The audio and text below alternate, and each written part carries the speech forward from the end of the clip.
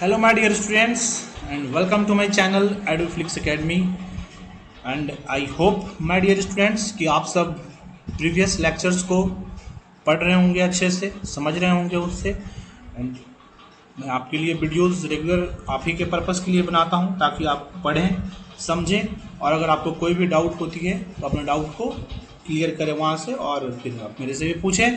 जब भी आपको क्वेश्चंस कुछ डाउट्स हैं आप मेरे से कमेंट में करके पूछ सकते हैं, किसी प्रकार की अगर आपको दिक्कत होती है तो ठीक है। तो शुरू करते हैं। आज का जो हमारा जो टॉपिक है बहुत ही इंपॉर्टेंट टॉपिक है हमारे एग्रोमेट्रोलॉजी एंड क्लाइमेट चेंज का। तो आइए देखते हैं आज हम लोग कौन सी टॉपिक पढ़ने वाले हैं। आज का जो हमारा टॉपिक रहेगा आपका मानसून से रिलेटेड टॉपिक रहेंगे। ओके, देखते हैं अभी आज हम लोग मानसून का पार्ट पढ़ेंगे। मानसून क्या होते हैं, मानसून का मैकेनिज्म क्या है, इम्पोर्टेंस क्या है इंडियन एग्रीकल्चर में, ठीक है। तो आज उसके बारे में हम लोग देखते हैं। बहुत ही अच्छा लगेगा आपको टॉपिक ये पढ़ने में और समझने में। बहुत ही आसान टॉपिक है और एक एक पॉइंट आपको इसमें दिए गए हुए हैं जो कि आपके एग्जामिनेशंस के लिए बहुत ही मायने रखते हैं, ठीक है। तो आई होप, तो लेट्स स्टार्ट आवर टॉपिक।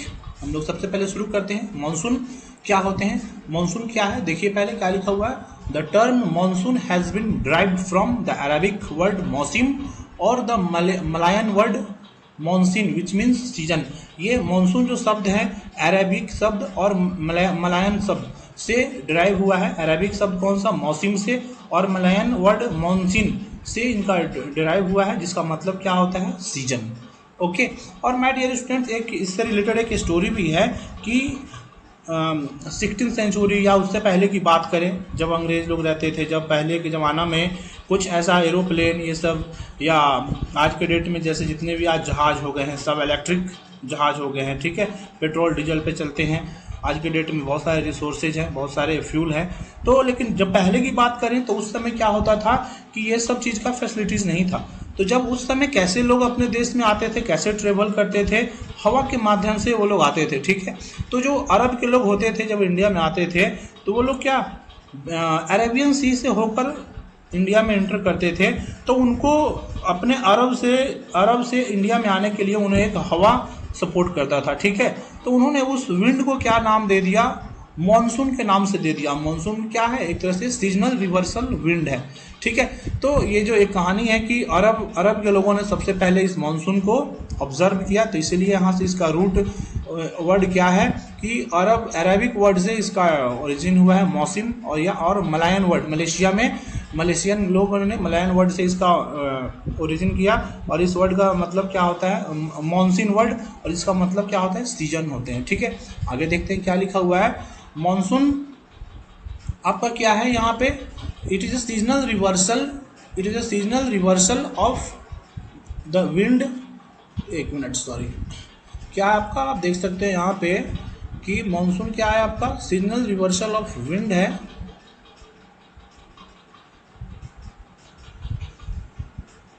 ठीक है। आप देख सकते हैं यहाँ पे क्या है आपका, मॉनसून क्या है, it is a seasonal reversal of wind that travels from the sea to the land in summer and from sea to the land. यहाँ पे एक मिस्टेक हो गया है जिसे आप थोड़ा सा करेक्शन कर लीजिए। यहाँ पे आपका क्या है, यहाँ पे आपका हो जाएगा सी हो जाएगा, और यहाँ पे क्या हो जाएगा, लैंड हो जाएंगे, ठीक है। हाँ, तो अब हम लोग देखते हैं क्या है, ये एक सीजनल रिवर्सल है विंड का, जो समुद्र से होकर लैंड की ओर गुजरती है समर के मौसम में, गर्मी के मौसम में, और लैंड से होकर सी की ओर जाती है विंटर सीजन में। और एक बहुत ही बेसिक कंसेप्ट है कि जब हीट जब होता है, सन जब टेम्परेचर बढ़ता है तो क्या होता है, हमारा अर्थ सरफेस, अगर वाटर सरफेस के कंपेरिजन में बात करें तो गर्मी के मौसम में टेम्परेचर जब बढ़ते हैं तो समुद्री इलाके सबसे ज़्यादा गर्मी होते हैं, ठीक है, वो जल्दी गर्म हो जाते हैं, और लैंड एरिया जो होते हैं वो धीरे धीरे गर्म होते हैं। वैसे ही विंटर की में बात करें हम लोग तो लैंड हमारा जल्दी हीटअप होता है, और समुद्र क्या होते हैं, वो धीरे धीरे हीट होते हैं, ठीक है। और वैसे ही उल्टा फेनोमेनन भी होता है, वो जल्दी ठंडा भी हो जाते हैं, कहने का मतलब है, ठीक है। तो वही कहने का मतलब है कि ये सीजनल रिवर्सल ऑफ विंड है, ठीक है। इतना से जाने मानसून क्या है, सीजनल रिवर्सल ऑफ विंड है, जो कि क्या है आपका समर के मौसम में सी से लैंड की ओर मूव करता है, और विंटर के मौसम में लैंड से सी की ओर मूव करता है। क्लियर है। आगे देखते हैं हम लोग क्या लिखा हुआ है। The two types of distinguished monsoon over India. India में दो प्रकार के मानसून जनरली ऑकर होते हैं, जो कौन कौन से हैं आपके, साउथ वेस्ट मानसून है जिसे हम समर मानसून भी कहते हैं, और north east monsoon winter monsoon और रिट्रीटिंग मानसून भी इसे कहते हैं। ठीक है, आगे के स्लाइड में हम लोग देखते हैं माय डियर स्टूडेंट्स क्या है हमारा यहाँ पे समर मानसून।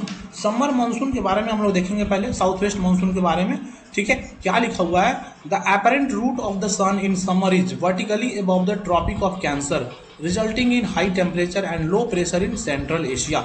ये जो एपरेंट रूट जो सन जो होते हैं समर के मौसम में, ये वर्टिकली कहाँ पे होते हैं, ट्रॉपिक ऑफ कैंसर के पास वर्टिकली होते हैं। ठीक है, वहाँ पे ज़्यादा ये एक्ट करते हैं समर के मौसम में, जिससे क्या होता है कि टेम्परेचर हाई टेम्परेचर वहाँ पे होते हैं। ठीक है, और लो प्रेशर क्रिएट कहाँ पे होता है, सेंट्रल एशिया में क्रिएट होता है। और आपको पता है जब हाई टेम्परेचर होगा आपके ट्रॉपिक ऑफ कैप्रिकॉर्न जहाँ पे अरेबियन सी वाले जो एरियाज हैं, तो वहाँ पे क्या होंगे, वहाँ पे जब प्रेशर बिल्टअप होगा तो क्या होते हैं, एयर का मूवमेंट होता है। और आप जानते हैं एयर का मूवमेंट कैसे होता है, high pressure to low pressure की ओर एयर का मूवमेंट होते हैं। ठीक है, तो वही कहने का मतलब है जो सन उस समय कहाँ रहता है, ट्रॉपिक ऑफ कैंसर के पास वर्टिकली रहता है, जिससे क्या होता है टेम्परेचर में वेरिएशन होते हैं और ये समर मानसून मूव करता है सी से लैंड की ओर। ठीक है, आगे देखते हैं, the pressure is high enough across the Arabian Sea and the Bay of Bengal as a result in the summer winds streamed from ocean towards the mainland. वही चीज़ है कि ये जो जब ट्रॉपिक ऑफ कैंसर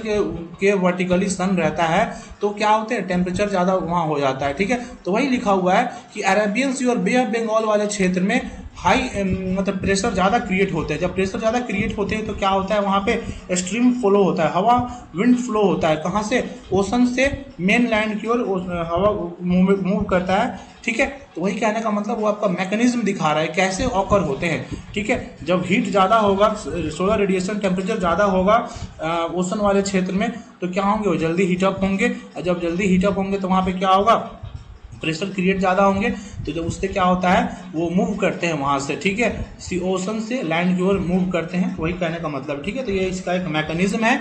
आगे देखते हैं, this air flow from sea to the land brings significant rain to the Indian subcontinent. और जब ये टेम्परेचर बढ़ता है, जब प्रेशर क्रिएट होते हैं, तो ये क्या करते हैं, एयर फ्लो अपने साथ सी से लैंड की ओर अपने साथ वर्षा लेकर आते हैं, पानी लेकर आते हैं। ठीक है, the monsoon is active from June to September. ये मानसून कब से कब, साउथ वेस्ट मानसून कब से कब एक्टिव रहते हैं, जून से सितंबर तक एक्टिव रहते हैं। The rainfall received is 80 to 90% of the total annual rainfall of India covering all parts. ये जो मानसून है साउथ वेस्ट मानसून की अगर हम बात करें तो 80 to 90% टोटल एनुअल रेनफॉल हमारे इंडिया में ये प्रोवाइड करते हैं। ठीक है, हमारे भारत देश के 80 से 90% annual rainfall south west monsoon से ही होती है। ठीक है, the monsoon enters Kerala on 1 June and by 15 July reaches the northern most of the country. ये जो मानसून जो है केरला में सबसे पहले आते हैं 1 जून को, और 15 जुलाई तक ओवरऑल इंडिया में ये अपना असर छोड़ देते हैं, कहर बरपा के जाते हैं। ठीक है, there are 2 branches of south west monsoon. South west monsoon के 2 ब्रांचेज हैं, द अरेबियन सी ब्रांच और दूसरा द बे ऑफ बंगाल। और अरेबियन सी ब्रांच आपका 80 to 85% रेनफॉल क्रिएट करते हैं, और बे ऑफ बंगाल 15 से 20% रिमेनिंग जो रेनफॉल होते हैं बे ऑफ बंगाल ब्रांच से ऑकर होता है। ठीक है, आगे हम लोग देखते हैं, इस डायग्राम में देखते हैं, इस फोटो में देखते हैं क्या है। आप देख सकते हैं यहाँ दिखा रहा है कि मानसून का अराइवल सबसे पहले स्टेट वाइज देखें, 1 जून को केरला में ये मानसून आती है। ठीक है, अरेबियन सी से होकर इधर अब हमारा इंडियन ओशन है, इंडियन ओशन 2 भाग में बटा हुआ है, अरेबियन सी और बे ऑफ बंगाल। ठीक है, तो ये दोनों क्या है, जब तो वही कहने का मतलब था, जब ट्रॉपिक ऑफ कैंसर जब वर्टिकली सन का रेडिएशन जब वर्टिकली रहता है ट्रॉपिक ऑफ कैंसर पे, तो क्या होते हैं वहाँ पे टेम्परेचर बढ़ता है, हीटअप होते हैं। तो ये जो ओशनिक एरिया है यहाँ पे टेम्परेचर बढ़ता है, यहाँ पे पानी, ठीक है, टेम्परेचर बढ़ेगा तो क्या होते हैं, ये इनका जो विंड होते हैं, जो एक तरह से कहेंगे हम लोग वो मूव करते हैं, कहाँ, high pressure to low pressure area की ओर मूव करते हैं, और साथ में जब मूव करते हैं तो क्या होते हैं, ये बारिश लेकर आते हैं। ठीक है, तो आप देख सकते हैं ये पूरा आप अलग अलग भारत के क्षेत्र में कैसे इनका मूवमेंट हो रहा है, कैसे किस किस टाइम पे जा रहा है, किस किस डेट पे जा रहे हैं, इससे रिलेटेड है। तो I hope it's clear to everyone, आप इस डायग्राम के थ्रू देख सकते हैं। ठीक है, ये वाले जो एरिया होते हैं तिब्बतन एरियाज हैं, ठीक है, ये वाले जो एरिया हैं, ठीक है। और मानसून जो है आप देख सकते हैं तमिलनाडु और आंध्र प्रदेश का जो एरियाज है, ये मानसून साउथ वेस्ट मानसून का यहाँ पे कोई इम्पैक्ट नहीं होता है। क्यों नहीं होता है यहाँ पे कोई इम्पैक्ट? क्योंकि ये जो केरला वाला जो एरिया है देख रहे हैं, ये जो एरिया है ये हिली एरियाज है। तो जब ये विंड जो फॉलो होता है, जब मूव करता है इस साइड में, हमारा ये क्या हो गया, नॉर्थ हो गया, ये साउथ, और इधर आपका ईस्ट और वेस्ट, ठीक है। तो ये जब विंड मूव करता है तो इन हिली एरिया से टकराता है, और जब टकराते हैं तो क्या होता है, इनका डायरेक्शन चेंज हो जाता है। इस वजह से क्या होते हैं, ये तमिलनाडु और आंध्र प्रदेश वाले क्षेत्र में इनका कोई वहाँ पे प्रभाव नहीं पड़ता है, ठीक है। तो आंध्र प्रदेश और केरला वाले, और आंध्र प्रदेश और तमिलनाडु वाले में देखेंगे हम लोग नॉर्थ ईस्ट मानसून जनरली यहाँ पे ऑकर होते हैं, और ये वहाँ पे अपना इम्पैक्ट करते हैं, ठीक है। आगे हम लोग देखते हैं नेक्स्ट स्लाइड में क्या है, हमारा नॉर्थ ईस्ट मानसून के बारे में है। अब हम लोग साउथ वेस्ट मानसून के बारे में तो हम लोग पढ़ लिए, साउथ वेस्ट मानसून का हमने देख लिया, ठीक है। अब हम लोग देखते हैं नॉर्थ ईस्ट मानसून के बारे में देखते हैं। नॉर्थ ईस्ट मानसून को माय डियर स्टूडेंट्स हम लोग क्या बोलते हैं, विंटर सीजन मानसून भी बोलते हैं, और रिट्रीटिंग मानसून भी बोलते हैं। रिट्रीटिंग मतलब ये जाने वाले मानसून है, मतलब साउथ वेस्ट मानसून जाती है तो ये नॉर्थ ईस्ट मानसून वापस आती है, ठीक है, इसलिए इसको रिट्रीटिंग मानसून भी कहते हैं। आप देख सकते हैं यहाँ पे A complete reversal of the southwest monsoon wind takes place during winter। South west monsoon का क्या होता है, रिवर्सल होता है विंटर के मौसम में, और नॉर्थ ईस्ट मानसून आते हैं, ठीक है। In this season land mass over India cools more rapidly than the surrounding oceans. इस मौसम में क्या होते हैं, जो लैंड मास होते हैं भारत में कूल हो जाते हैं, ठंडा हो जाते हैं ओशन के कंपेरिजन में, ठीक है। आगे क्या लिखा हुआ है, so a strong high pressure centre develops over the continent, on the other hand the pressure over the adjacent ocean is relatively lower, ठीक है। तो इससे क्या होता है, हमारा जो स्ट्रॉन्ग हाई प्रेशर क्रिएट होता है कॉन्टिनेंट साइड में, और दूसरा जो pressure over the adjacent ocean, और ओशन के साइड में जो प्रेशर होते हैं लो प्रेशर क्रिएट होते हैं, ठीक है। As a consequence the pressure gradient is directed from land to sea and wind flow in north east monsoon. तो उससे क्या होता है, ये प्रेशर ग्रेडियंट, जब प्रेशर में वेरिएशन होते हैं तो हवा का मूवमेंट होता है लैंड से सी की ओर, ठीक है, वही सी की ओर उसका प्रेशर क्रिएट होते हैं, और देन आफ्टर क्या होते हैं, वो लैंड से सी की ओर मूव करते हैं और अपने साथ में कुछ तूफान लेकर आते हैं, पानी लेकर आते हैं। This monsoon is active from October to mid December, और ये जो मानसून है कब से कब एक्टिव रहते हैं, अक्टूबर से मिड दिसंबर तक एक्टिव रहते हैं हमारे देश में। The rainfall received is 10 to 20% of the total annual rainfall of India, covering parts of Andhra Pradesh, Nellore, Chittor and Tamil Nadu. और रिमेनिंग जो हमारे 80% जो मानसून किससे ऑकर होते हैं, साउथ ईस्ट मानसून से। 10 से 20% रेनफॉल किससे रिसीव होते हैं, नॉर्थ ईस्ट मानसून से होते हैं। और जनरली ये मानसून आंध्र प्रदेश और तमिलनाडु में अपना कहर बरपा के जाते हैं। तो ये हमारा नॉर्थ ईस्ट मानसून के बारे में है। आगे देखते हैं हम लोग नेक्स्ट टॉपिक, इसमें क्या है, इंटर ट्रॉपिकल कन्वर्जेंस जोन, ठीक है, ITCZ। ये ITCZ क्या है, एक तरह से ये broad trough of low pressure in equatorial latitude. Equatorial latitude में क्या होते हैं, ट्रॉफ है लो प्रेशर का, वहाँ लो प्रेशर बनता है। This is where the north east and south east trade winds converge. ये ऐसे प्लेस है जहाँ पे नॉर्थ ईस्ट और साउथ ईस्ट ट्रेड विंड जो होते हैं वो दोनों कन्वर्ज होते हैं, मिक्स होते हैं। This convergence zone lies more or less parallel to the equator, ठीक है। ये जो कन्वर्जेंस जोन होते हैं हमारे इक्वेटर के पास बहुत ज़्यादा ना कम, वहाँ मतलब पैरेलल नहीं होते हैं, ठीक है, to the equator, but moves north और साउथ, ये नॉर्थ और साउथ की ओर मूव करते हैं, ठीक है, जैसे जैसे सन का मूवमेंट होता है, ठीक है।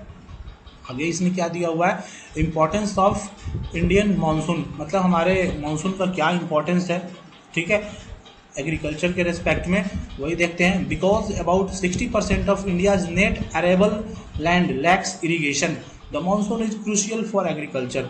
हमारे भारत देश के जो अरेबल लैंड है, जो कल्टिवेटेड लैंड है, 60% क्या है, इरीगेशन में लैक करते हैं, वहाँ पे इरीगेशन फैसिलिटीज़ नहीं है, तो वो किस पे आश्रित होते हैं, मानसून पे डिपेंडेंट होते हैं अपने कल्टीवेशन के लिए। आगे क्या लिखा हुआ है, the monsoon is responsible for over 70% of India's annual rainfall and influence the yield of wide range of cereals pulses including rice, wheat and sugarcane.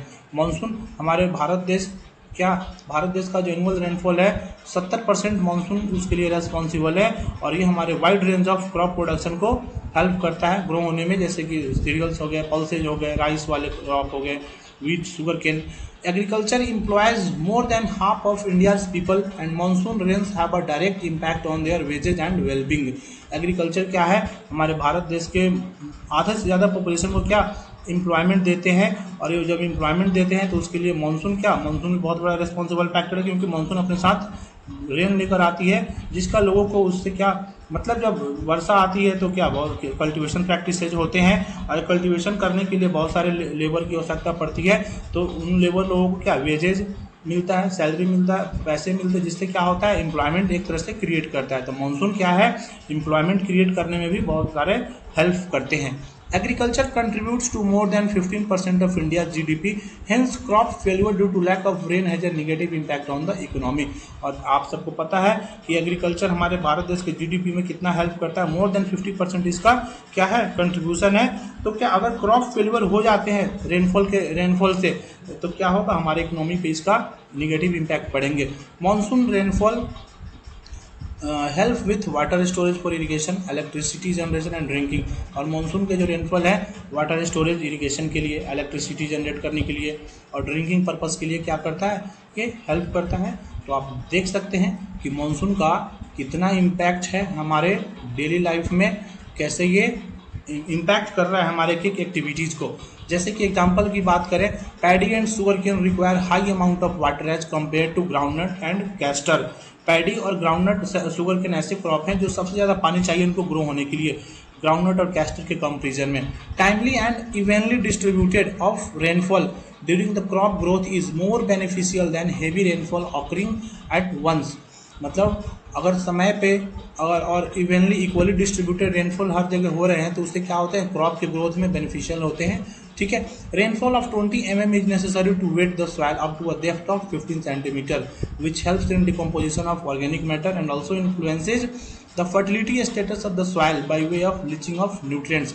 अगर 20 mm से ज़्यादा रेनफॉल आवश्यकता पड़ती है, कितना 15 सेंटीमीटर डेप्थ वाले मिट्टी को वेट करने के लिए, भिगाने के लिए, सैचुरेट करने के लिए, और उससे क्या होता है हमारे ऑर्गेनिक मैटर का डिकम्पोजिशन में हेल्प होती है, और जिससे क्या होता है फर्टिलिटी बढ़ता है हमारे मिट्टी का, और न्यूट्रिएंट्स का क्या लीचिंग होने में भी हेल्प होती है, जिससे क्या होता है हमारा फर्टिलिटी बढ़ता है। Many farm operation such as seed bed preparation, sowing, inter cultivation it is depend on rainfall. और बहुत सारे जो हमारे फार्म ऑपरेशन है, जैसे सीड बेड तैयार करने हैं, सोइंग करना है, इंटर कल्टिवेशन प्रैक्टिस है, जो वो किस पे आश्रित होते हैं, रेनफॉल पे होते हैं। तो आप यहाँ देख सकते हैं कि मानसून का क्या रोल है हमारे डेली लाइफ में, हमारे इंडियन एग्रीकल्चर में। आगे हम लोग देखते हैं कुछ लास्ट पार्ट क्या है हमारे निगेटिव एस्पेक्ट ऑफ मानसून। हमने तो अभी तक देखा कि मानसून हमारे लिए कैसे बेनिफिशियल है, अब हम लोग देखेंगे कि ये इसके निगेटिव एस्पेक्ट क्या हैं। ठीक है, variability of rainfall brings droughts और floods every year in some parts of the country. अगर रेनफॉल में वेरिएशन हो रहे हैं, कहीं पे कम ज़्यादा हो रहे हैं, कहीं पे ज़्यादा हो जाता है तो क्या करता है ड्रॉट फ्लड लेकर आते हैं, कहीं पे कम होता है तो वहाँ ड्रॉट लेकर आते हैं। तो वही कहने का मतलब है, इसके निगेटिव एस्पेक्ट भी हैं, ज़्यादा अगर कम बारिश हो रहा है तो बाढ़ और सूखा होने के चांसेस बढ़ जाते हैं। Sudden monsoon burst creates a problem of soil erosion over large areas in India. अगर अचानक मानसून रेनफॉल ज़्यादा होती है तो क्या होते हैं, वहाँ पे सॉइल इरोजन होने के चांसेस बढ़ जाते हैं। In hilly areas sudden rainfall brings landslide which damages natural and physical infrastructure subsequently disrupting human life economically as well as socially. और हिली एरियाज में ज़्यादा रेनफॉल होने से क्या होते हैं, वहाँ लैंडस्लाइड के चांसेस ज़्यादा होते हैं और हमारे नेचर को डैमेज करते हैं फिजिकली। ठीक है, और डिसरप्ट ह्यूमन लाइफ, और हमारे ह्यूमन लाइफ को भी क्या नुकसान पहुँचाते हैं इकोनॉमिकली एंड सोशली। तो माय डियर स्टूडेंट्स, ये आज का जो हमारा टॉपिक था मानसून से रिलेटेड था, और ये जो टॉपिक है हमारे एग्जामिनेशन पॉइंट ऑफ व्यू या कॉम्पिटिटिव एस्पेक्ट से बहुत ही इम्पॉर्टेंट है। तो आप सबसे मैं रिक्वेस्ट करता हूँ कि आप इस टॉपिक्स को बहुत अच्छे तरीके से, बारीकी तरीके से पढ़ेंगे। एक बार दो बार इस टॉपिक को आप रिवाइज करेंगे, और जब आप एक दो बार रिवाइज अच्छे से कर लेंगे तो ऑब्वियसली है कि this topic will be very much clear to you. ठीक है, तो आज का जो हमारा लेक्चर है यहीं पे समाप्त होता है। ठीक है my dear students, and I request everyone कि please share this lecture to other person also, जिनके लिए बहुत ही इंपॉर्टेंट है। और please like, share and subscribe and comment also on my videos. ठीक है, आप अपना रिव्यू दें उस पर कि how much you are understanding the concept. ठीक है, सो आज का टॉपिक हम लोग यहीं पे एंड करते हैं, फिर हम लोग मिलेंगे नेक्स्ट क्लास में एक बहुत ही इंपॉर्टेंट टॉपिक के साथ। तब तक के लिए thank you very much my dear students, and may God bless you.